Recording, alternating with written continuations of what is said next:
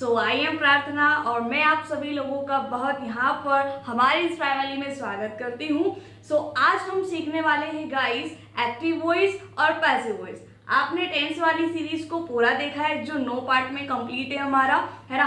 अब हम क्या करेंगे, टेंस के बाद जो हमारी अगली स्टेप होगी वो होगी एक्टिव वॉइस और पैसिव वॉइस, है ना। अब सबसे पहले है ना गाइस ये जान लेते हैं कि यार ये एक्टिव वॉइस और पैसिव वॉइस क्या है ना। तो हैव अ लुक। सबसे पहले इस वीडियो को लाइक जरूर करें। क्यों? क्योंकि आप अच्छे से जानते हो कि ये जो वीडियो होने वाला है बहुत इंटरेस्टिंग होने जा रहा है ना। तो देखो अब हमें क्या करना है, सबसे पहले ये सीखना है कि एक्टिव वॉइस का मीनिंग क्या है और पैसिव वॉइस का मीनिंग क्या है ना। तो ये लेसन बहुत इंटरेस्टिंग होगा। सो प्लीज बने रहिए हमारे साथ इस वीडियो में एंड वीडियो को लास्ट तक जरूर देखिएगा।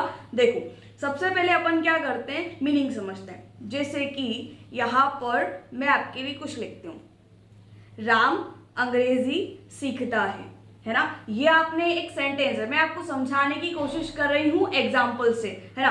राम अंग्रेजी सीखता है, ये आप जानते हो टेंस है। कौन सा टेंस है? प्रेजेंट सिंपल टेंस है। आप जानते हो ना कि ये टेंस है और ये है प्रेजेंट सिंपल टेंस, है ना।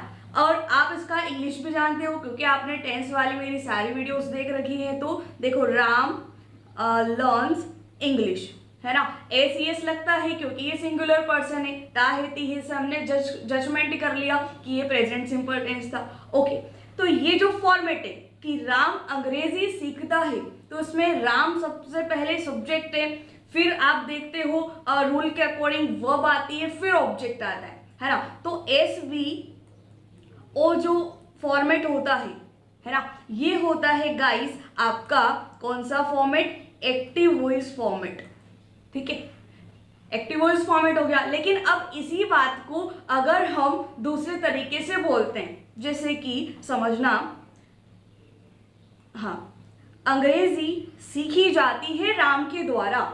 अंग्रेजी सीखी जाती है, देखो पहचान जाती है से समझ आ गया, ठीक है। यहाँ पर जब हम इसको पैसिव वॉइस में बनाएंगे तो उसी बात को हमें अगले तरीके से अगर बोलना है, दूसरे तरीके से बोलना है। जैसे कि राम अंग्रेजी सीखता है, ठीक है, तो यहाँ पर राम पहले आ गया था। लेकिन अब जब आप इसको पैसिव वॉइस में बनाओगे, ठीक है, तो जब आप हिंदी वाक्य को अलग तरीके से आपने बोल दिया, जैसे अंग्रेजी सीखी जाती है राम के द्वारा, खाना बनाया जाता है कविता के द्वारा, है ना। तो ऐसे टाइप के जो सेंटेंसेस होते हैं ना, ये ऐसे टाइप के सेंटेंसेस क्या कहलाते हैं? ये कहलाते हैं आपके पैसिव वॉइस, ठीक है। एक ही बात को दूसरे तरीके से बोलना कहलाता है पैसिव वॉइस, ठीक है। ये हमने बड़ा बड़ा मीनिंग समझ लिया कि होता है क्या है। ओके, अब क्या करना है, अब थोड़ी एक टेबल अपने को समझनी है जो हमारे एक्टिव वॉइस और एक्टिव वॉइस मतलब एक्टिव वॉइस जो सेंटेंस रहेगा ना, उसको अपने को पैसिव वॉइस में बनाने के लिए ये टेबल बहुत काम में आने वाली है। देखो अब टेबल क्या है अपने को पैसिव वॉइस बनाने के लिए, जब हम पहले ये बात समझ लीजिए जो मैं कहना चाहती हूँ, फिर मैं आपको टेबल भी समझाऊंगी। देखो जब आप कोई भी सेंटेंस एक्टिव वॉइस से बदलते हो पैसिव वॉइस में, ठीक है, एक्टिव वॉइस से आपने बदला उसको पैसिव वॉइस में, तब सबसे पहले आपको क्या करना होता है, एक रूल अभी हाथों हाथ याद रखना कि ऑब्जेक्ट अपने को पहले लेना है ना, रिप्लेस करना है, फिर लास्ट में अपने को लेना है सब्जेक्ट का ऑब्जेक्टिव केस लेना है। कौन सा केस लेना है? ऑब्जेक्टिव केस, है ना। जैसे कि यहाँ पे आपने अभी जो ऊपर एग्जाम्पल सीखा था ना, और उस एग्जाम्पल में क्या हुआ था, अंग्रेजी पहले आ गया तो अंग्रेजी तो ऑब्जेक्ट ही था। क्लियर? समझ आ रहा है ना बेटा? इस तरीके से समझो। तो अब मैं आपको ये टेबल समझा रही हूँ कैसे क्या करते हैं। देखो सबसे पहले है ना आई समझते हैं। आई मतलब आप जानते हो मैं, ठीक है। और इसका अगर ऑब्जेक्टिव केस अपन लेंगे, पैसिव वॉइस में ऑब्जेक्टिव केस लेंगे सब्जेक्ट का, तो जैसे आई अगर सब्जेक्ट में आएगा तो जब आप उसको पैसिव वॉइस में बनाओगे ना तो मी लिखना पड़ेगा, ठीक है। पहला क्लियर? अब देखो यू जो रहेगा, यू का यू ही लिखना पड़ेगा, ठीक है। ही रहेगा तो आपको हिम करना पड़ जाएगा, शी रहेगा तो हर करना पड़ेगा, वैसे ही वी होगा तो अस कर देना, इट का इटी रहेगा, दे का दैम हो जाएगा। ये आपने सुने हैं, बट ये क्या होता है, सब्जेक्ट का ऑब्जेक्टिव केस है। ठीक है, ये सारे नॉर्मली मेन सब्जेक्ट्स होते हैं, पैसिव वॉइस में बनाने के लिए हमें उसका ऑब्जेक्टिव केस चाहिए होगा, है ना, राइट। समझ आ रहा है गाइस? या अब देखो, अब एक और टेबल समझनी है, ठीक है, वो हमारा क्लियर हो गया। अब आपने कुछ ऐसे वर्ड्स भी सुने हैं पॉजेसिव प्रोनाउंस, है ना। पॉजेसिव प्रोनाउंस क्या होते हैं वो देखो, जैसे कि आपने यहाँ पर लिखा है दे, दे तो सब्जेक्ट है, सॉरी यहाँ पर दैम करना है, सॉरी यहाँ पे अपने को एम करना होगा, है ना। तो दे का जो ऑब्जेक्टिव केस है वो तो क्या हो गया, दैम हो गया। वी का आप जानते हो अस हो गया, ही का आप जानते हो हिम हो गया, शी का हर हो गया, यू का यू ही रहा। बट इनके पॉजेसिव प्रोनाउंस क्या होते हैं वो समझो, ये भी हमें यूज करने होते हैं कहीं पर। ये थोड़ा बाद का लेवल है, बट मैंने अभी आपको समझा दिया ताकि आप इसको क्लियर कर लो। तो दे का पॉजेसिव प्रोनाउन क्या होगा, देखो देयर, क्या होगा देयर। फिर वी का पॉजेसिव प्रोनाउन क्या होगा, अवर। फिर वैसे ही का क्या होगा, हिज हो जाएगा। वैसे ही शी का हो जाएगा हर, और यू का हो जाएगा योर। ये आपने सुने हैं, बट इन्हें बोला क्या जाता है वो समझना, ठीक है। आज पूरा बेसिक है एक्टिव वॉइस पैसिव वॉइस का, है ना। तो देखो ये तो पूरा बेसिक था जो अभी हाल मैंने आपको पढ़ाया, ठीक है। अब हमें क्या करना चाहिए, अब हमें इसके थोड़े नेक्स्ट लेवल पे बढ़ना चाहिए। आपने समझ लिया एक्टिव वॉइस क्या है, पैसिव वॉइस क्या है। अब देखो पहला टेंस उठाते हैं अपन लोग, क्या उठाते हैं, पहला टेंस वो है present simple tense. Present simple tense का कोई एक सेंटेंस है, मान लीजिए आपके पास आया और उसने आपको बोला कि आप है ना उसका बना दो, क्या बना दो, पैसिव वॉइस बना दो। तो हम किस तरीके से बनाएंगे वो समझो। देखो प्रेजेंट सिंपल टेंस पढ़ा है, ओके। मेनली अपने को फोकस क्या करना है, फॉर्मूले पर फोकस करना होगा टेंस के, जो आप पढ़ चुके हो, जो आपको बहुत अच्छे से आ गए हैं गाइस। देखो अब जो मैं आपको समझाना चाह रही हूँ ना वो अच्छे से समझना। देखो प्रेजेंट सिंपल टेंस का अगर कोई सेंटेंस आपके पास आता है तो आप कुछ नहीं करोगे, आप चले जाओगे कॉन्टिन्यूअस सीरीज पर। कौन सी वाली कॉन्टिन्यूअस सीरीज, वही प्रेजेंट कॉन्टिन्यूअस वाली सीरीज, और वहां से आप लोगों को उठानी होगी हेल्पिंग वर्ब, जो होती है क्या, इजेमार, ठीक है, जो होती है इजेमार। वर्ब की बात कर लेते हैं, वर्ब पैसिव वॉइस में हमेशा क्या रहेगी, थर्ड ही रहेगी। जब भी आप किसी भी सेंटेंस को पैसिव वॉइस में कन्वर्ट करोगे ना तो वर्ब तो आपकी वो ही रहेगी, वर्ब अपने को चेंज नहीं करना। क्लियर? तो वर्ब हमेशा वी थर्ड लेनी है। Helping verb according to sentence, sorry according to tense change होती जाएंगी। क्लियर? समझ आ रहा है?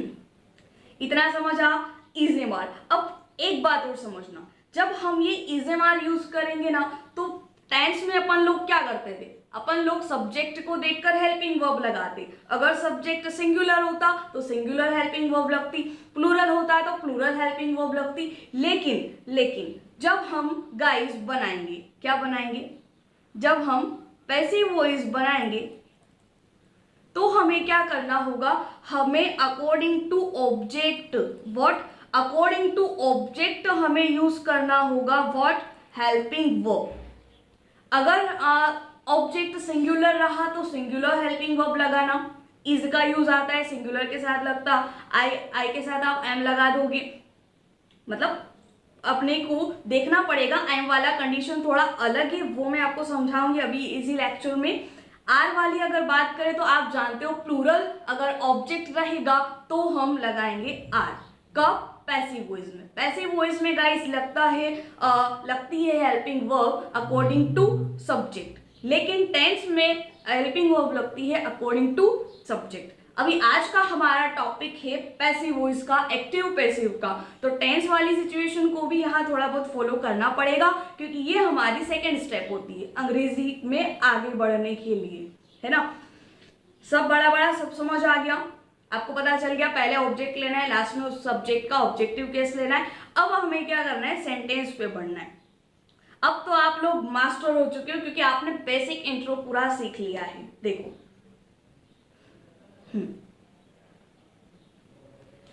फर्स्ट है हमारा what, she writes a story. ये कोई गर्ल है जो एक स्टोरी लिखती है, ठीक है।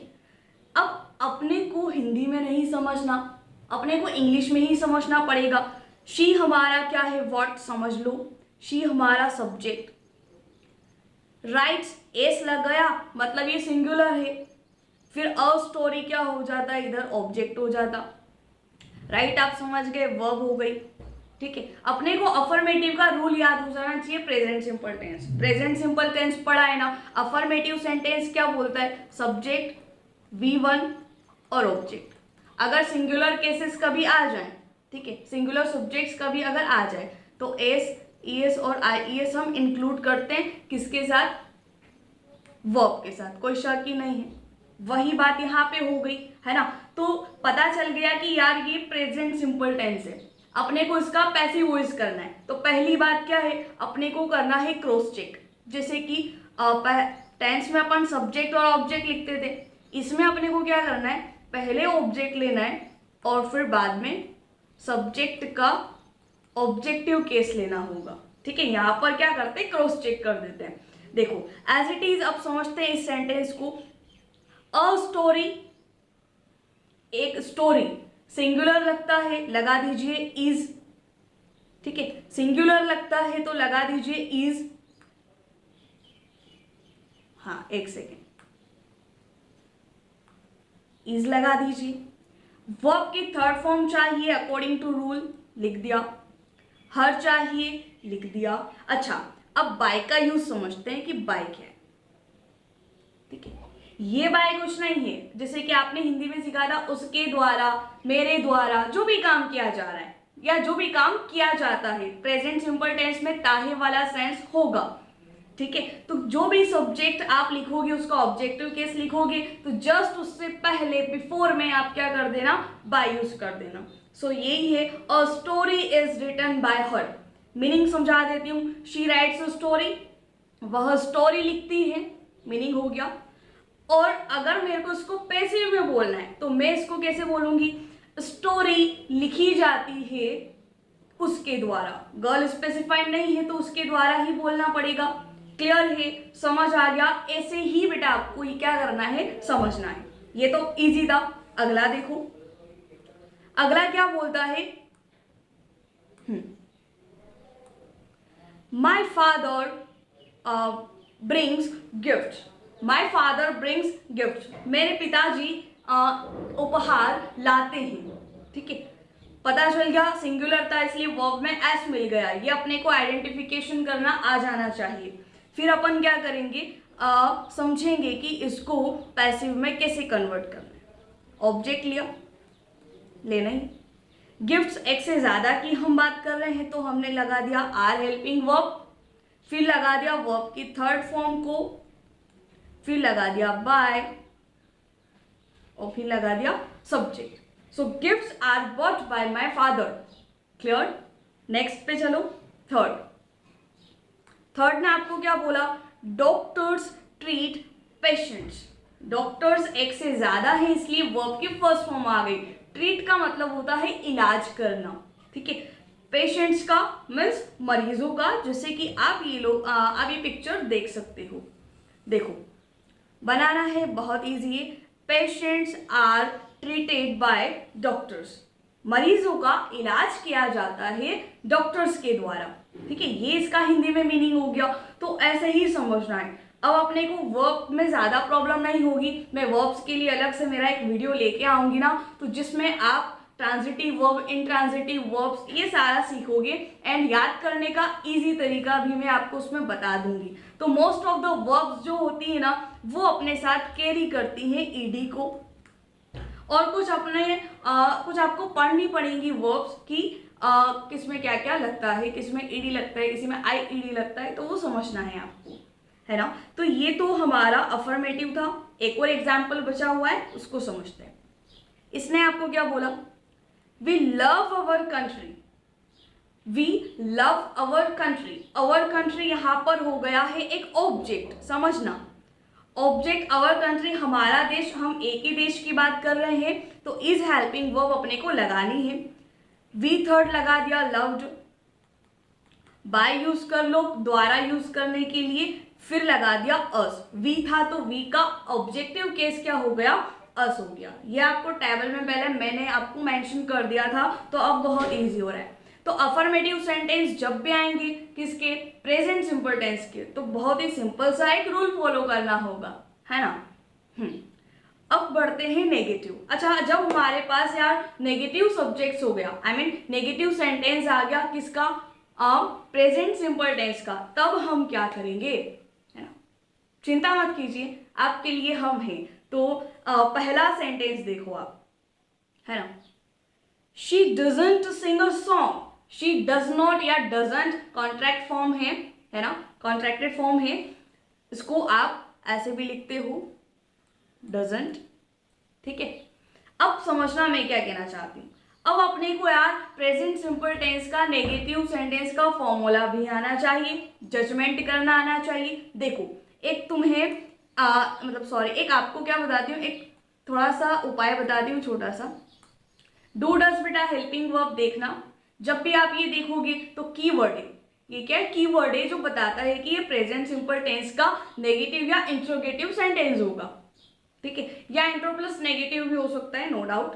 देखो तो यहाँ she doesn't sing a song, does not दिखा तो V1 दिखेगी, V1 दिखेगा फिर ऑब्जेक्ट दिखेगा, क्लियर, जजमेंट करना आया, ऑब्जर्व करना आया। अब इसको बनाते हैं, ठीक है। नेगेटिव में आप जानते हो नॉट हमें लेना होगा, एज इट इज सब कुछ वही है। फॉर्मूला अगर मैं आपके लिए बनाना चाहूं तो वो बहुत ही इजी है। क्या करना है, आपको लेना होगा ऑब्जेक्ट, अगर इसके फॉर्मूले की अगर हम बात करें, फिर हम ले लेते हैं इसमें क्या, हेल्पिंग वर्ब जो हमारी है इज, एम, आर, फिर क्या लगता है, नॉट लगता है अगर नेगेटिव की बात कर रहे हैं तो, फिर वी थर्ड लगाते हैं, फिर बाय यूज कर लेते हैं, फिर सब्जेक्ट का ऑब्जेक्टिव केस हम यूज कर लेते हैं। इजी लगा फॉर्मूला, ऐसे ही तो बनाया है। अफर्मेटिव होता तो नोट हटा लेते, सिंपल, है ना।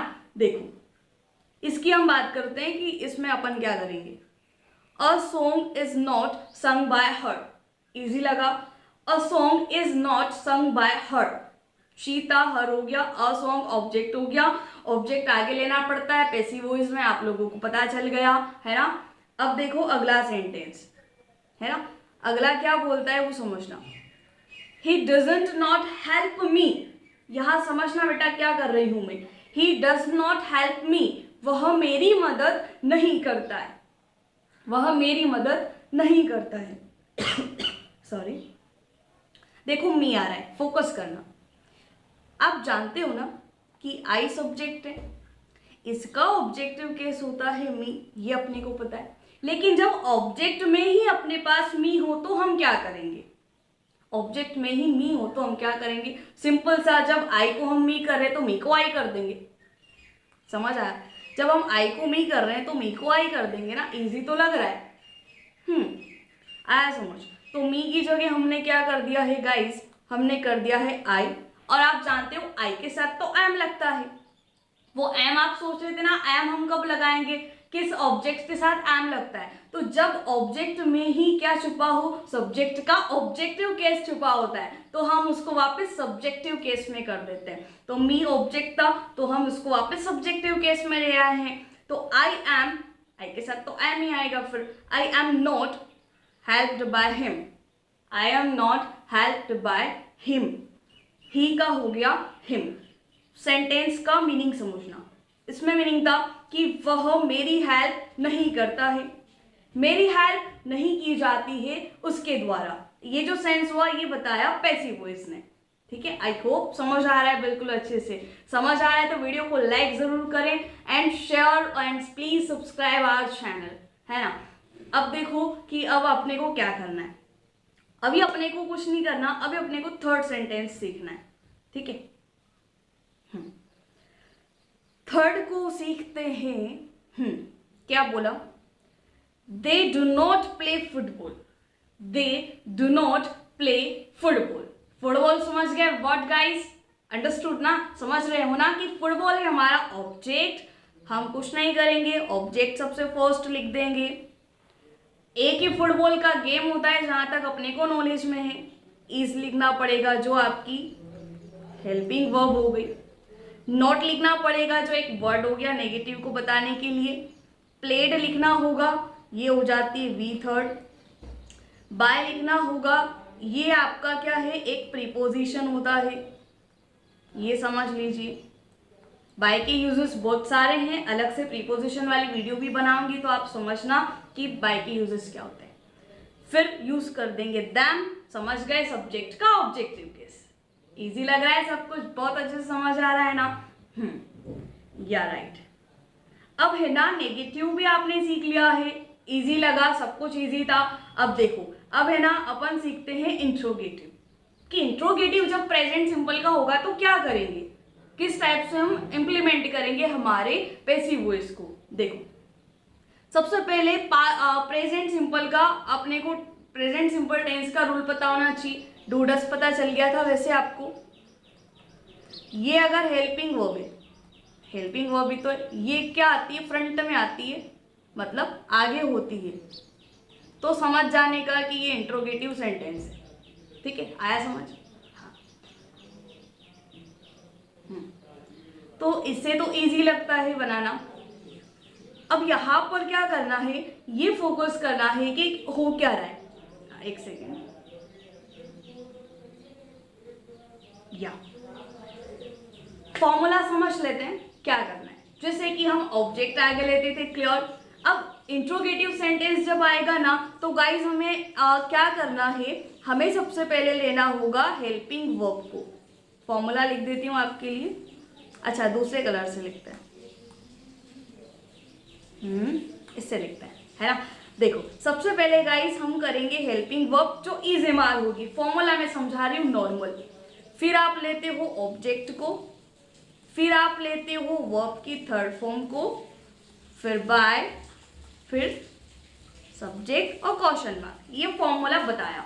फॉर्मूला बनाने से पहले मैं चाहती हूँ गाइस कि आप लोग ना खुद बनाना सीख जाओ। अगर टेंस में ऐसे ही हुआ था, एक आता है तो सब आ जाते हैं अपने को, है ना। देखो, मैं सेंटेंस बताती हूँ आपको, वो देखो। Does Priyanka speak English?